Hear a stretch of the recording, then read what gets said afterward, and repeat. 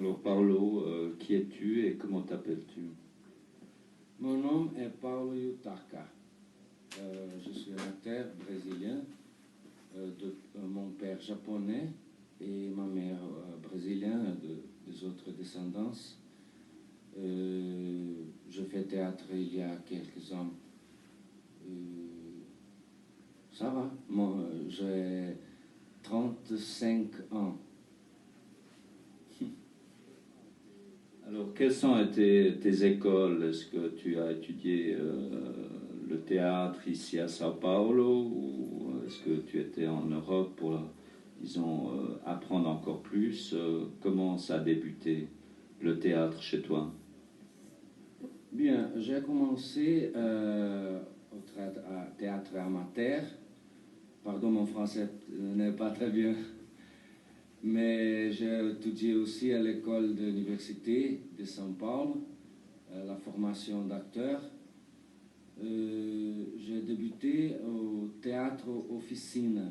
C'était un théâtre très avant-garde ici au Brésil, qui travaillait ensemble avec le Living Theatre. Oui, j'ai commencé avec ce théâtre Officina, avec José Celso Martinez Correia, après l'école.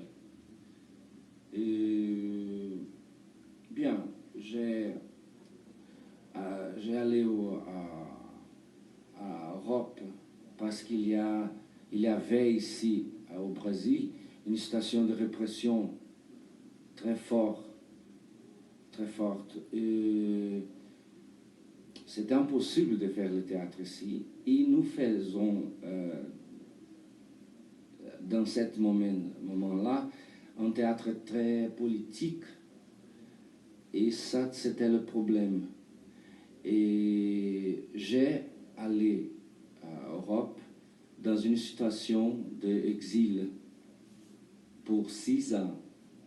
Alors j'ai allé là à 74. Hein? Et j'ai revenu aux 80. Alors c'était une période de 6 ans d'exil en Europe que j'ai commencé à Portugal et j'ai terminé 5 ans de vie à Amsterdam, Hollande. Et alors en Amsterdam, j'ai fait mon début dans l'expression japonaise avec un groupe de buto, de danse moderne japonaise. Et ça, c'était le moment que j'ai commencé à travailler mon côté japonais. Parce que je suis mélangé. Alors, et le brésilien est toujours mélangé. Il n'y a pas oui, il n'y a pas un brésilien avec une formation unique, hein, ethnique, culturelle. Et principalement les descendants de Japonais en Brésil ont beaucoup de conflits pour, oui, psychologique et culturel aussi, et social. Hein. Et ici au Brésil, il était très difficile pour moi de faire une vie culturelle avec la communauté nipo-brésilienne. Hein. Et c'était en Amsterdam que j'ai commencé à travailler avec ces côtés-là. En Amsterdam, j'ai aussi créé un groupe de théâtre non verbal. Hein. C'était le théâtre cannibale. C'était un groupe avec des Sud-Américains seulement, des Argentiniens, des Uruguayens et Brésiliens. Ça, c'était mon groupe. Et j'ai travaillé aussi avec le Shusaku Takeuchi, qui était le buto. J'ai fait beaucoup d'autres choses à Amsterdam aussi, parce que Amsterdam, c'est une ville très, très intéressée dans choses différentes. Et c'est une façon de... C'est un cœur d'Europe, parce que géographiquement aussi, c'est facile d'avoir la communication avec les autres pays. Alors, c'était très intéressant pour moi de travailler avec aussi avec les Hollandais. J'ai fait des opéras aussi comme mimique, hein, comme mime, j'ai fait. Et c'était ça. La situation au Brésil commençait une ouverture à 79.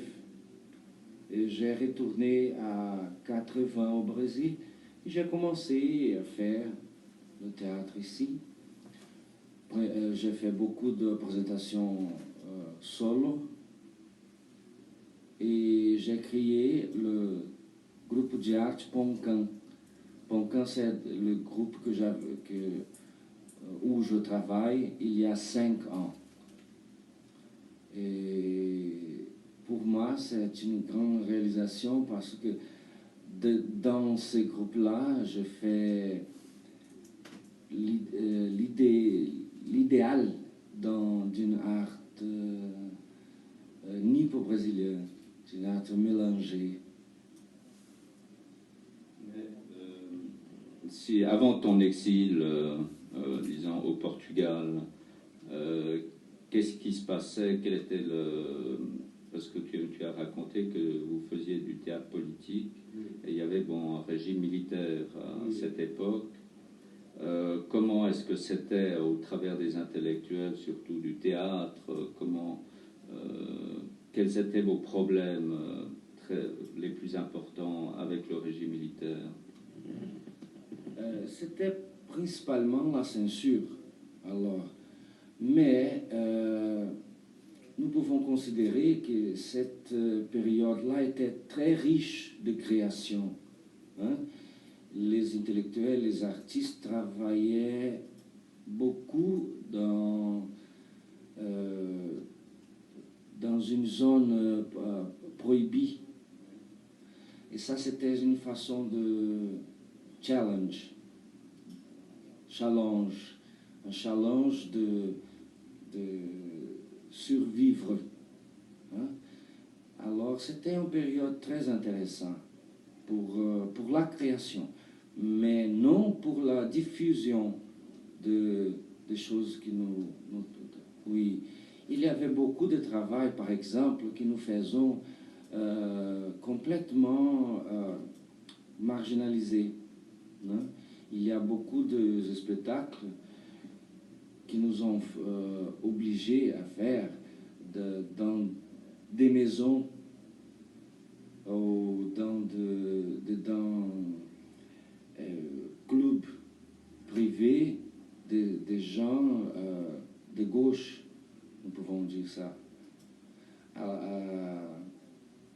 Alors c'était un moment très triste de séparation du public et de l'artiste.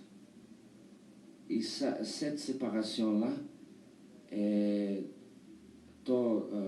aujourd'hui présente, parce que maintenant nous sommes dans un moment d'ouverture, mais les marques de cette répression, de ce régime, est aussi aujourd'hui très vif. Alors le problème, je pense que c'était principalement cette répression à la diffusion de que nous faisons. Mais les idéaux de travail étaient très clairs et très forts, plus qu'aujourd'hui. Hein? Dans ces moments-là, final des années 60, commence de 70, les formes de faire le change social, culturel, esthétique était plus clair qu'aujourd'hui. Aujourd'hui, ils sont déjà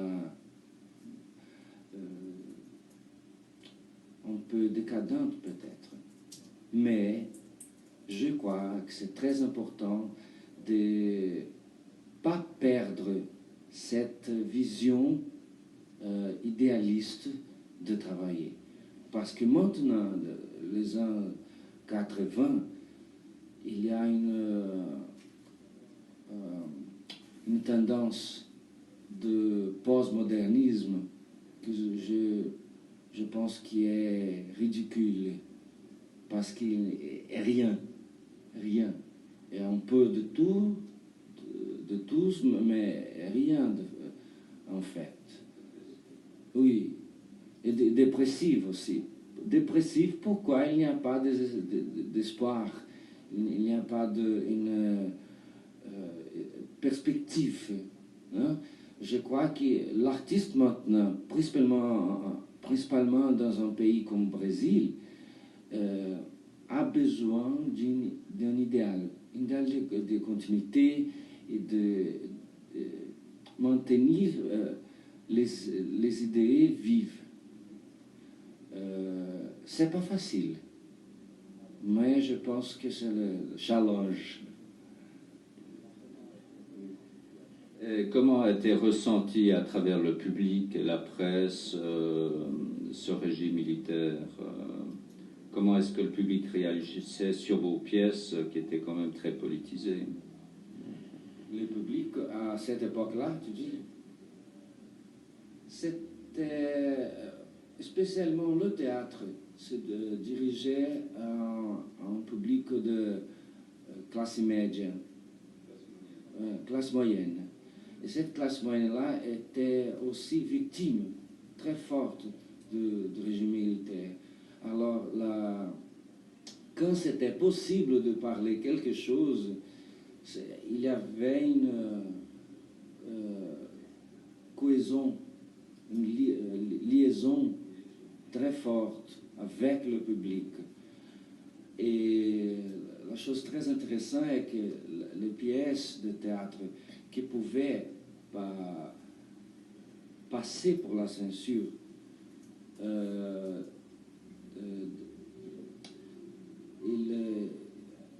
ça était avec un langage très symbolique. Alors nous, en Brésil, nous avons développé ce langage très indirect et très symbolique pour dire les choses. Alors il y avait beaucoup de subtexte. Et ça, c'était très intéressant. C'était très créatif. Et comment alors s'est passé ton exil vers le Portugal tu peux nous le raconter? Oui. Bien. En Portugal, c'était un moment d'ouverture très important. C'était 74. Hein? C'était le moment de la change, le grand change démocratique, oui. Et pour moi, c'est très intéressant pourquoi j'étais l'opportunité d'étudier meilleur et travailler et exprimer meilleur l'art du théâtre à Portugal. Mais ça, c'était seulement un an, parce que j'étais besoin de découvrir un peu les autres cultures d'Europe. Et j'ai voyagé un peu à Suède, à Angleterre, un peu à Paris, mais j'ai choisi Amsterdam, en Hollande, pour vivre. Et je n'ai pas travaillé politiquement en Europe, mais j'ai travaillé avec des groupes des exilés. Je faisais des courses de théâtre pour les gens de Uruguay, Chili, Argentine, qui ont qui ont s'exilé en Hollande, je travaillais, mais pas un travail politique proprement dit. Et lorsque tu as rencontré le théâtre Butoh à Amsterdam, quelles étaient tes premières expériences? Qu'est-ce que tu faisais exactement? Alors, je travaillais avec Shusaku Takeuchi dans 4 pièces. Hein. Le travail avec de Shusaku était un travail très ouvert, créatif, où je pouvais participer beaucoup, hein, avec toute la création. Et le premier travail, c'était Dormu. C'était une séquence de scènes sur l'imagination d'enfants de mentalité ou de la tête cassée. Alors, c'est une tête malade qui expressait ces images. Alors, c'était très intéressant de faire Je faisais beaucoup de personnages, aussi de Onagata, qui sont les personnages féminins, hein, mais toujours dans cette atmosphère d'un monde passé, terminé, et avec une forte nostalgie d'un monde idéal qui reste au passé. C'est un sentiment très fort dans le Butoh, l'art moderne japonaise. Un sentiment après la guerre. Hein? C'est pas très objectif ou trop clair cette atmosphère. Mais c'est parce que l'art japonais travaille avec la subtilesse, sensibilité et avec des images indirectes.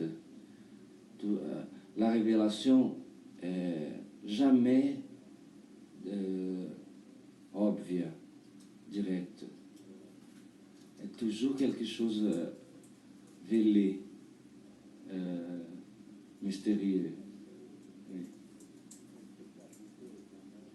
Parce que le spectacle Butoh est quand même très expressif, très violent, disons. On le connaît en Suisse, on a vu des spectacles Butoh, j'ai vu même au Venezuela un spectacle Butoh. C'est très expressif, alors se dire que depuis que tu as visité disons, ce théâtre Butoh, ça t'a totalement changé l'expression de ta vie et l'expression du spectacle que tu vas réaliser dans ton futur. Ah oui, parce qu'au Brésil, nous n'avons pas cette façon de violence si expressée. Oui, mais la réalité n'est pas expressement violente.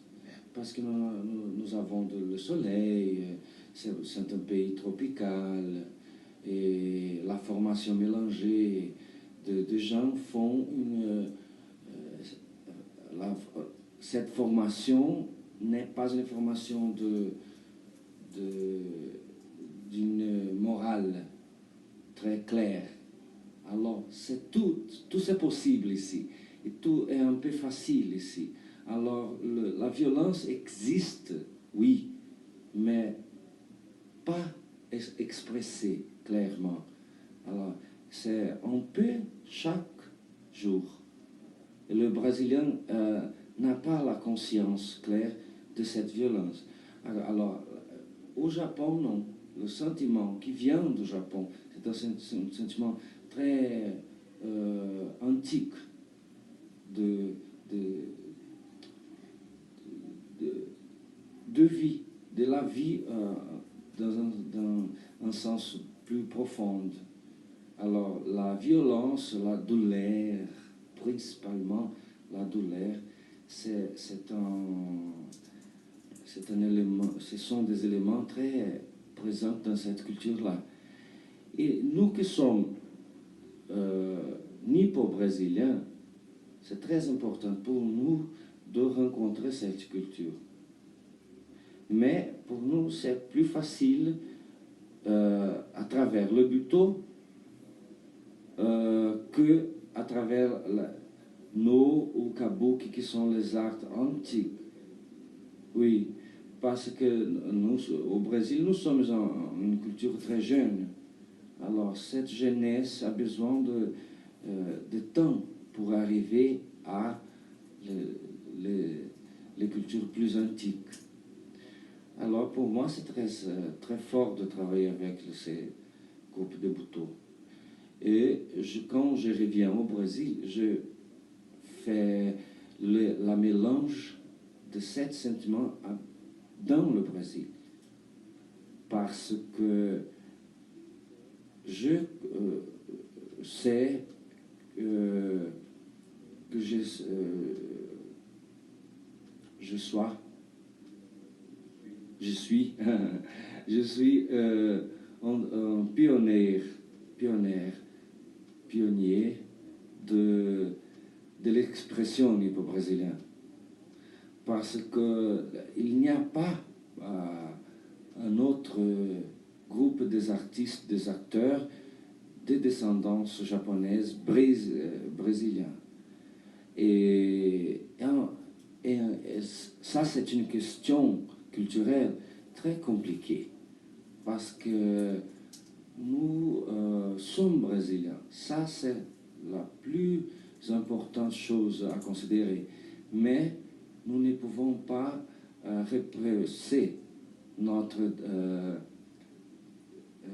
descendance, roots, raízes, descendance. Alors, l'expérience avec le buto a besoin d'être mélangée et passée pour un filtre. Ce filtre est le filtre de la réalité brésilienne. Hein? Quand cette influence passe pour ce filtre, alors ça reste le meilleur pour nous, pour la culture brésilienne. C'est très compliqué, hein? C'est pas facile. C'est très intéressant. Justement, je voulais parler tout à l'heure. Tu as parlé avant de moi du kabuki théâtre. Disons le kabuki, si tu aurais une fois l'expérience de participer à un spectacle kabuki, est-ce que tu participerais? Non, moi non. Mais ici à São Paulo, il y a une école de théâtre no. Il y a ici. São Paulo a une population japonaise très grande. Ici à São Paulo, la communauté plus grande, c'est la communauté nipo-brésilienne. Il y a aussi la italo-brésilienne, des Italiens et des Portugais aussi. Mais les Japonais, dans ce moment, sont la plus importante numériquement et aussi économiquement. Et maintenant, nous voulons faire aussi la culture. Hein, parce que c'est très dangereux de créer ghettos au Brésil. Parce que il y a une forte tendance de créer les ghettos des Italiens brésiliens, des Japonais brésiliens, des Espagnols brésiliens. Et ça, c'est très dangereux parce que dans ce moment, le pays n'a pas de Brésiliens. Alors n'a pas de responsabilité sur la vie politique, sociale, économique. Alors, tous ces ghettos-là, il veut retirer de notre pays quelque chose, mais pas retourner quelques contributions. Et je pense que dans ces moments, c'est très important de donner contribution. Comme, alors créer la mentalité que nous sommes brésiliens. C'est une chose très importante, principalement pour le Nipo brésilien, parce que les Nipo brésiliens ont beaucoup de difficultés. Et je représente un côté très progressif des Nipo brésiliens. Et ce côté-là qui a la préoccupation de faire le pays, de faire la culture dans le pays. Mais il y a aussi l'autre côté qui veut maintenir le ghetto, parce qu'il y a beaucoup d'intérêts dans le ghetto. Le ghetto peut accumuler d'argent, peut créer une espèce de mafia, quelque chose comme ça. Hein. Et là, le travail que je fais et que le groupe Poncan fait, c'est un travail d'intégration et dans la culture brésilienne, avec une conscience de brésilianisme, que ça c'est très neuf aussi. Dans ces ans ici, nous sommes 88, 88, il y a la commémoration de 80 ans d'immigration japonaise. Alors les Japonais sont ici à 80 ans. Il y a déjà 3 générations de Brésiliens avec la descendance de Japon. Et c'est très préoccupant qu'il n'y a pas, jusqu'au moment, une contribution au niveau de la culture. Il y a une forte contribution au niveau des arts plastiques. Ça, c'est vrai. Mais pas à un niveau de gestes, de la musique, de théâtre, de quelque chose qui est plus intégré dans la vie de Brésiliens en général. Hein. Et c'est aussi, c'est très, très intéressant que c'est 100 un siècle de libération des esclaves au Brésil. Des esclaves noirs. Oui, nous pouvons faire cette comparaison parce que les Japonais ont travaillé initialement au Brésil comme des esclaves, semi-esclaves. Mais ils ont liberté très rapidement et aujourd'hui, la communauté nipo-brésilienne a un statut différent. Et ça, c'est par la situation d'une nègre brésilien. Alors, depuis un siècle, la situation de la population nègre brésilienne est terrible, financièrement et aussi culturellement. Alors, ce sont des symptômes d'un pays qui n'est pas pays ainda. Oui. Est-ce que les ghettos nippo-brésiliens soutiennent-elles la culture avant-gardiste ou traditionnelle? C'est principalement la culture traditionnelle. Et c'est très dangereux parce que cette tradition japonaise est très vive à São Paulo, mais pas intégrée, pas divulguée. Alors, cette école de théâtre no, que j'ai dit maintenant, fait une présentation par an, mais seulement dans ces régions-là de la Liberdade. C'est la région où les Nipo-Brésiliens habitent. Alors, c'est très difficile pour nous que nous ne sommes pas dedans ce ghetto-là, de savoir que il y a ces représentations.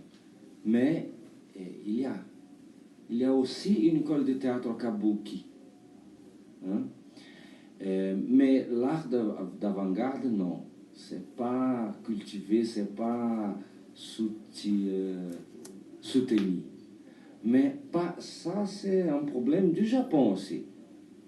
Les danseurs de Butoh ont trouvé l'opportunité principalement en Europe, mais jamais au Japon. Et après cette consacration en Europe et aux États-Unis, après ça, les intellectuels japonais et les systèmes japonais ont accepté Butoh comme une forme d'art japonaise, comme une forme d'art.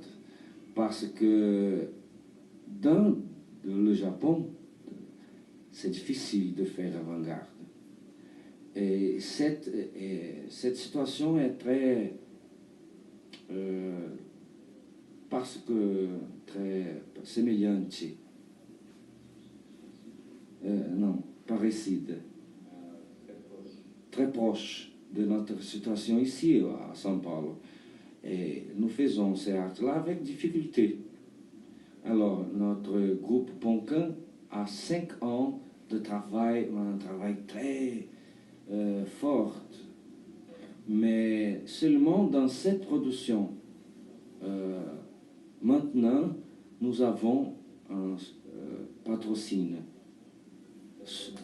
patronage d'un banque qui est un banque mélangé avec des nippo-brésiliens. Parce que cette communauté nippo-brésilienne disconfie, n'a pas de confiance dans le premier moment. Mais quand tu montres que tu travailles beaucoup et que tu résistes, alors ils commencent à accepter. Aussi pourquoi, parce que j'ai reçu maintenant un prize, un prix. J'ai reçu un prix de meilleur acteur. Et aussi le spectacle Pássaro do Poente a reçu un prix de meilleur spectacle à São Paulo. Alors, après ces consagrations des autres communautés, alors la communauté nippo-brésilienne commence à donner quelques appuis financiers et aussi moral, parce que cette intégration a besoin d'une volonté collective. Hein. Je crois aussi que cette intégration a besoin de beaucoup de générations. Hein. Mais si nous ne commençons pas maintenant, il ne le sera jamais. Oui. Alors, l'expérience Butoh, disons, était une expérience personnelle à Amsterdam, et tu es revenu au Brésil. Alors, quelle est ta recherche maintenant sur le point de vue spectacle? Alors, Pássaro do Poente, par exemple, c'est le spectacle que nous faisons maintenant au Brésil. Ce spectacle-là a quelque chose de l'esprit japonais que j'ai cherché dans le Butoh. Hein. Mais le chemin pour arriver là, c'est un chemin très différent. C'est impossible d'arriver au Brésil et donner des classes de Butoh ici. C'est quelque chose qui n'est pas cohérent. C'est impossible d'être assimilé parce que notre réalité est très différente. Alors, dans 5 ans de travail, nous avons commencé à faire des autres contenus, de travailler avec des autres contenus et avec un langage contemporain, minimaliste, hein, mais toujours préoccupé avec les situations de notre réalité, pas clairement politique, non, mais avec les comportements de Brésiliens et tout ça, et avec beaucoup d'humeur, humeur, humour, rire, humour, beaucoup parce que ça c'est un chemin très brésilien, hein? Et notre premier spectacle avait le nom de Tempestade em Copo d'Água. C'est la tempête dans un verre d'eau.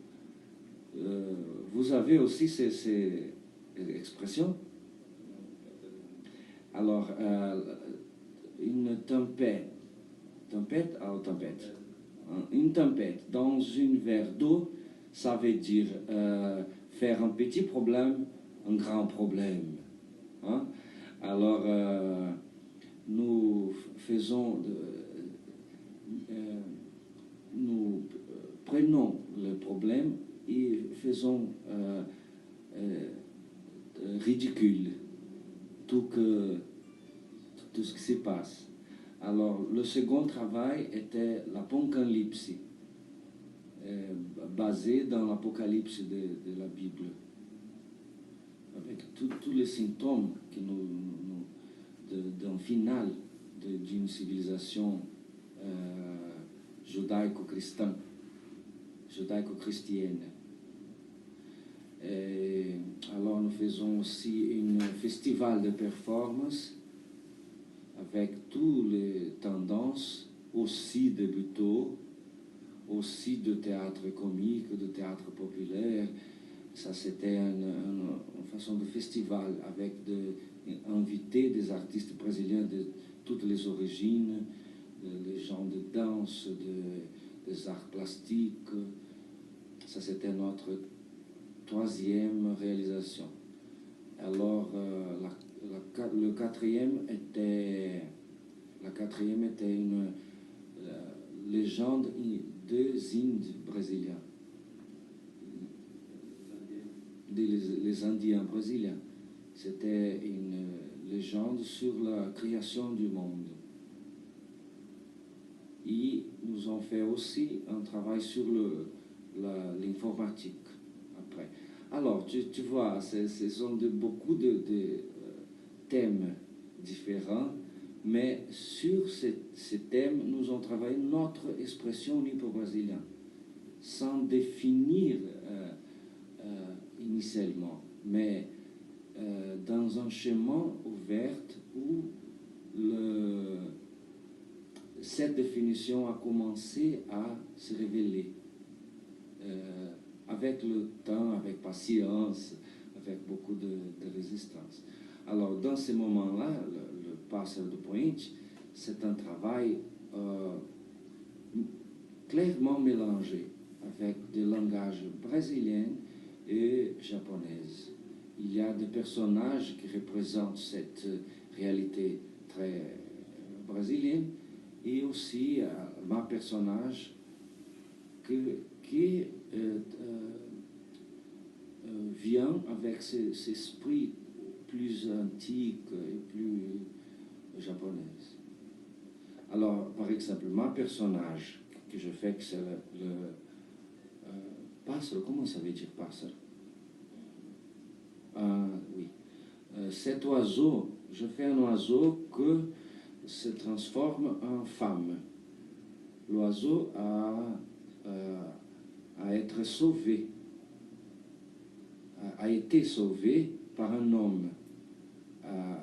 La gratitude de l'oiseau pour l'homme se expresse de cette manière.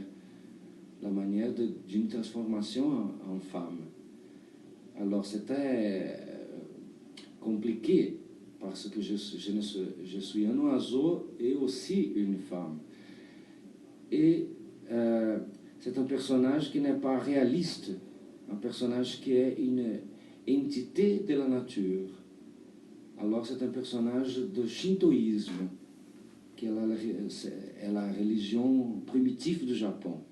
Cette religion a beaucoup des animaux que se transforment en gens, être humain, une personne.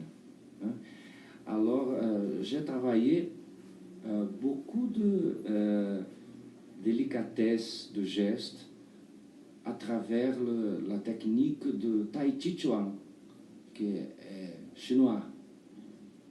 Le Tai Chi Chuan, qui est un mouvement très lent, tranquille. Hein? Aussi avec technique de mime européen, avec les tics de mimique, de la mime, mais aussi avec l'esprit du Buto, un esprit d'une expression un peu conturbada, non pas contournée, c'est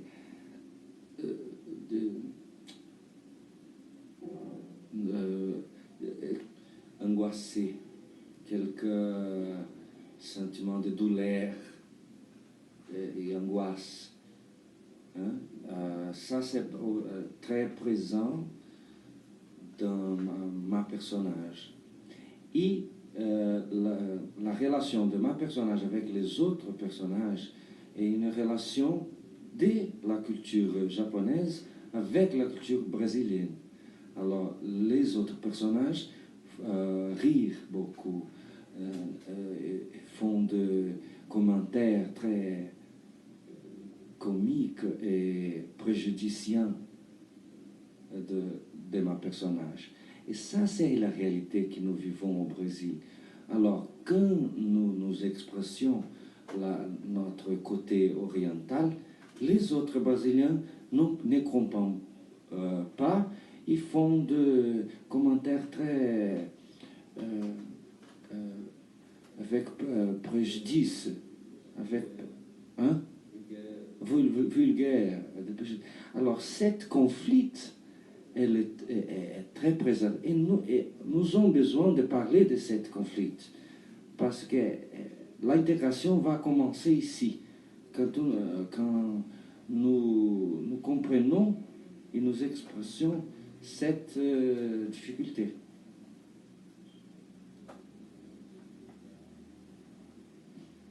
Ayant vu le spectacle, bon, j'ai beaucoup remarqué le tai chi, d'après les mouvements. Et aussi, j'ai remarqué beaucoup de symboles dans la culture japonaise, justement avec les différents bruits de sons, avec les bâtons, les clochettes, etc. Disons ça me rappelait beaucoup certains spectacles japonais et aussi Buto.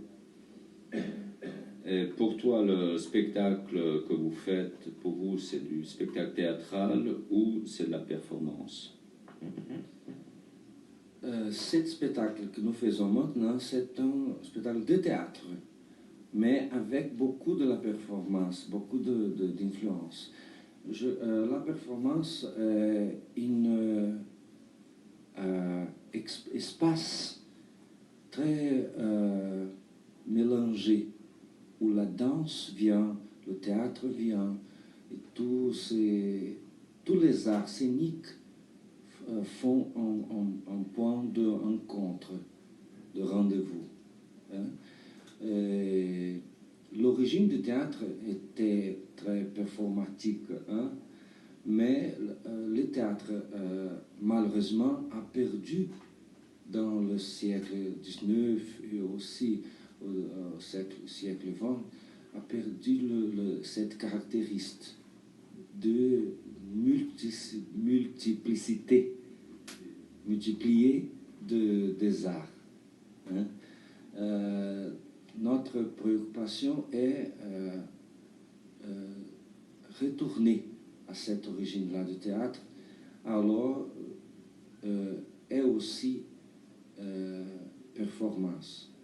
Et l'idée de performance qui a commencé au siècle XX, c'est très important parce qu'il rapporte, cette idée rapporte ce principe original du théâtre et des autres arts aussi. Alors, nous, le spectacle est très dansé, très visuel aussi, et très musical tout le temps. Mais nous voulons dire que théâtre. Lorsque le Living Theatre était au Brésil, est-ce qu'il a donné une nouvelle direction du théâtre brésilien? Je parlais du Living. Hein? Bien, le Living Theatre était au Brésil en l'an 68, 69. Hein? Et ça, c'était très, très important. Parce que dans ce moment-là, la répression militaire était très forte.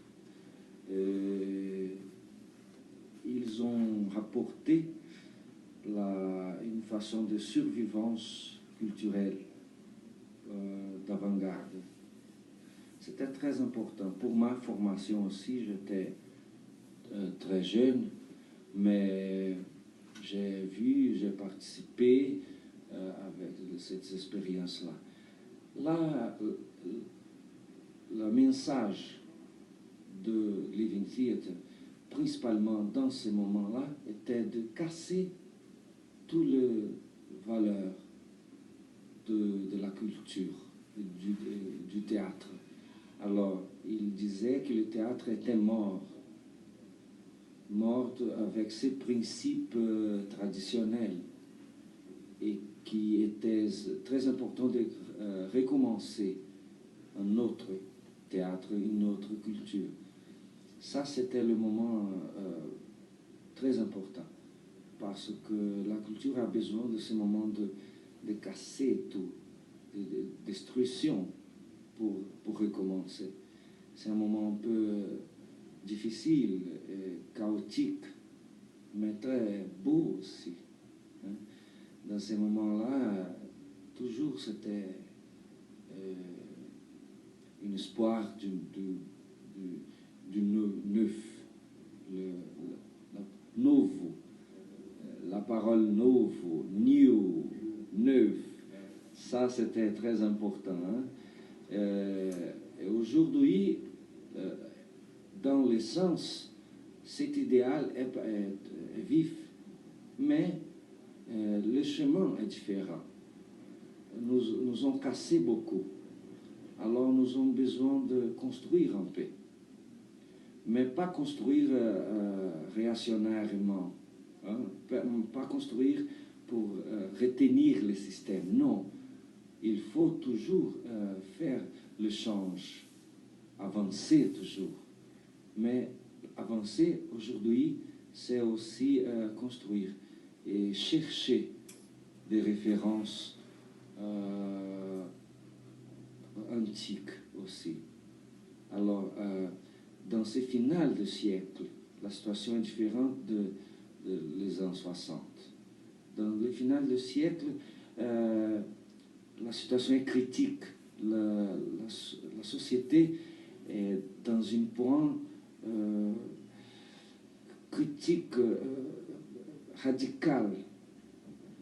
Et dans ces moments-là, il faut observer comment les autres moments de l'histoire a survécu. Comment? Alors c'est un moment très anthropologique, un moment très réflexif, un moment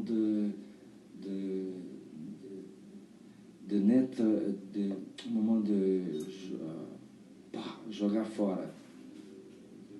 jeter les préjudices avec le passé.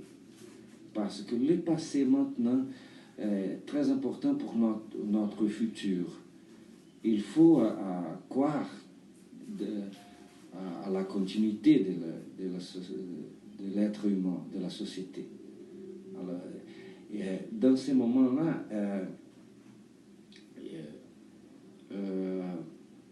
la société a besoin de changer les valeurs,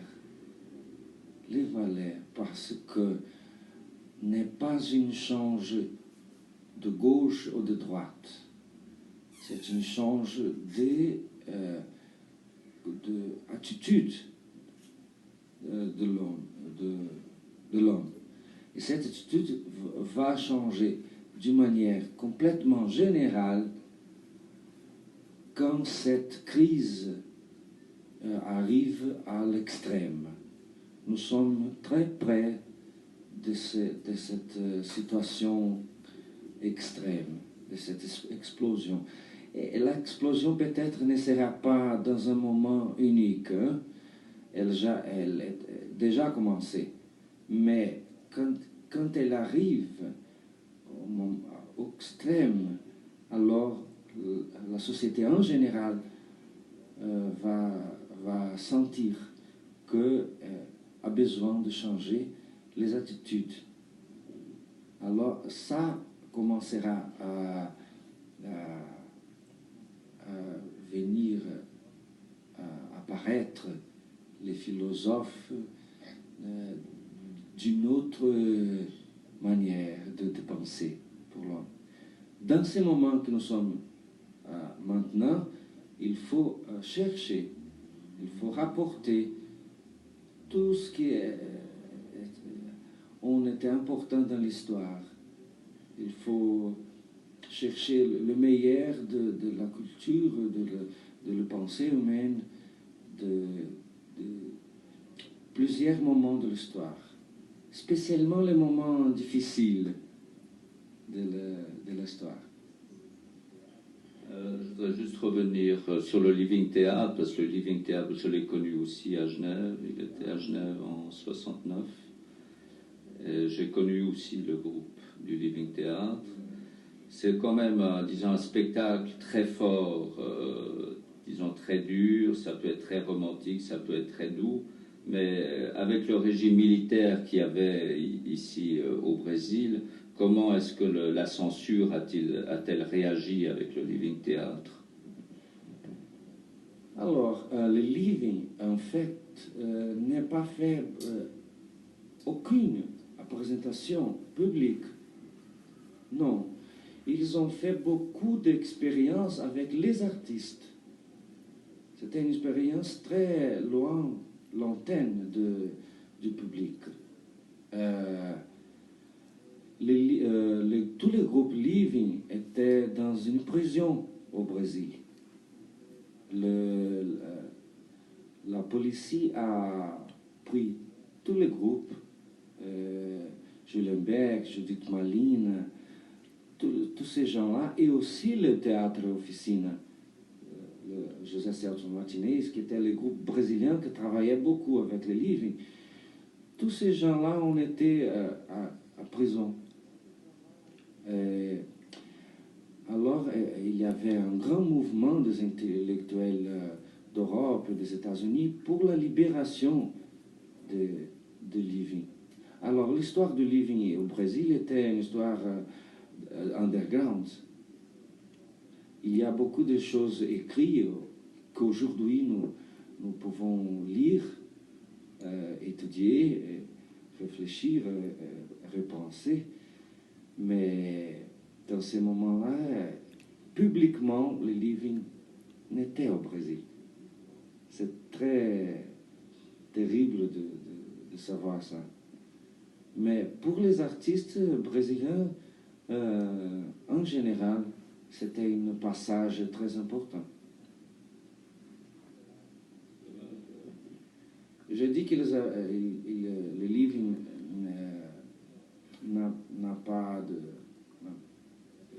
fait des spectacles publics, mais ils ont fait des expériences qui ont été aussi à présentation dans les favelas de Rio, par exemple. Favelas sont de places très pauvres, extrêmement pauvres de Rio. Ils ont fait là.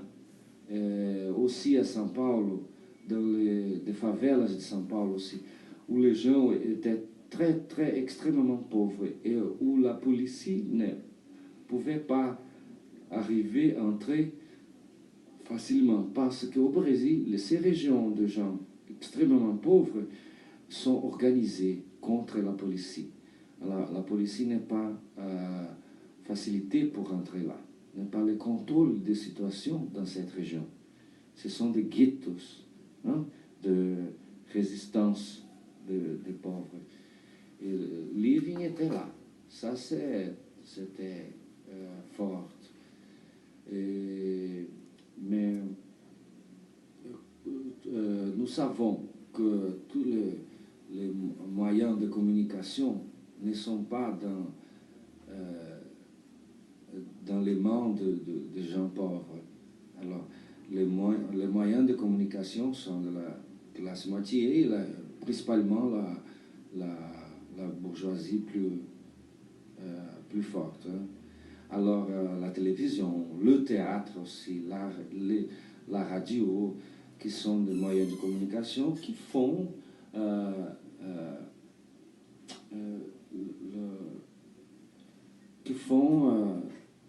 répercussion. Et cette répercussion fait le devenir social. Alors, ça, c'était impossible. Hein, parce que c'était la domination du régime militaire. Mais ils ont fait cette expérience avec le peuple plus pauvre. C'était une expérience très grande aussi. C'était petit et très, très importante. Voilà, on va un peu changer de thème. Maintenant, bon, je sais que le théâtre de Carioca est très différent au théâtre de Pauliste. Peux-tu nous expliquer en quelques mots quelle est cette différence, quelle direction va le théâtre Pauliste? Le théâtre de São Paulo est un théâtre plus profond, nous pouvons dire. Et de Rio, c'est un théâtre plus superficiel. Je suis né à Rio, mais j'habite à São Paulo parce que je crois que l'art a besoin d'un travail plus périodique, profond. Hein? Et aussi, ce sont deux villes très différentes. Et je crois qu'ils sont complémentaires, hein? Mais ils sont très différents. Rio est très beau, il est très touristique, et c'est impossible de travailler tous les jours, parce qu'il est très chaud, hein? Et il faut aller à la plage, c'est une obligation, si tu vis à Rio, quand tu sens l'atmosphère chaude, il faut aller à la plage, il faut travailler très peu, en période très petite.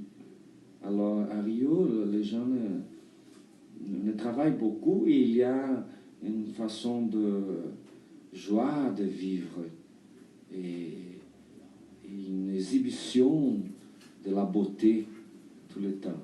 Les jeunes garçons et jeunes femmes se préoccupent grande part du jour de travailler sa beauté et de la montrer à la plage. L'artiste au Rio souffre cette influence. Hein? Et au Rio, il y a aussi la télévision Globo. C'est la grande station de télévision qui est monstre. C'est une monstre. La Globo a tout le pouvoir des communications. Et l'artiste de théâtre a la volonté d'être vu pour tous les pays. Hein? Alors, à Rio, tous les artistes de théâtre girent sur cette expectative d'arriver à la télévision. Toutes les pièces de théâtre à Rio ont une ou deux personnes de la télévision qui font quelques nouvelles de télévision parce que ça c'est le succès. Alors le public va au théâtre à Rio pour voir les artistes de télévision. Alors le langage du théâtre à Rio, c'est pas un langage théâtral, c'est un langage télévisif. Beaucoup de spectacles sont une salle à manger, une salle, une atmosphère de boulevard, ou quelque chose de très ridicule. C'est pas quelque chose qui est préoccupé dans un contenu humain, social, politique. Non, c'est une façon de montrer un acteur de télévision. Et aussi une façon pour les autres qui ne sont pas fameux à la télévision d'être montrés à le directeur de télévision. Alors, la télévision Globo à Rio, c'est un phénomène très préjudicial à l'art, à le phénomène théâtral. Et nous disons à São Paulo que Rio est le quintal da Globo. Quintal da Globo, ça veut dire c'est la domination. C'est une aria de domination péjorative, hein, de la Globo. À São Paulo, non. À São Paulo, nous faisons théâtre parce que nous voulons faire du théâtre. Toute la tradition de théâtre brésilien existe à São Paulo.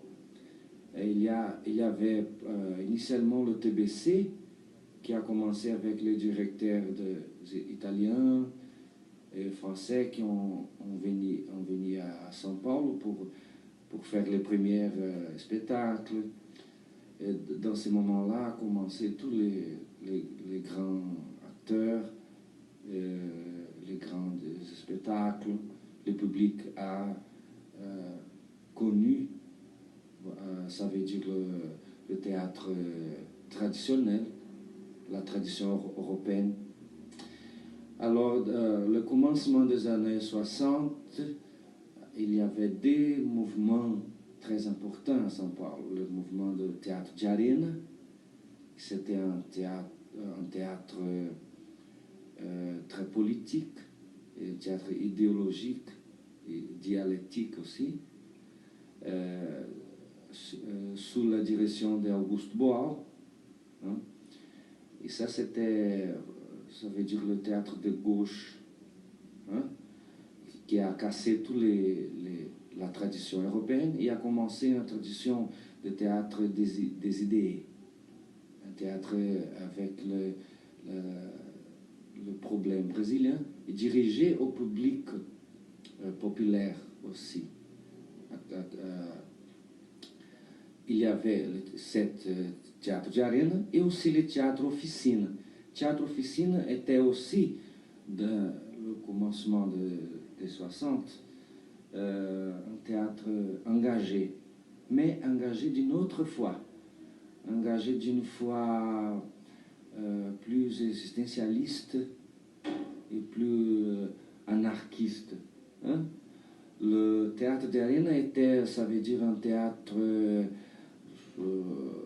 socialiste, hein, de préoccupations socialistes et sociales en général. Le théâtre d'officine était un théâtre de préoccupations anarchistes et existentielles. Et le grand directeur de théâtre officine, c'était José Celso Martinez Correia. Cette était le théâtre, la tendance où j'ai commencé, hein, au final des années 60. Hein. Alors,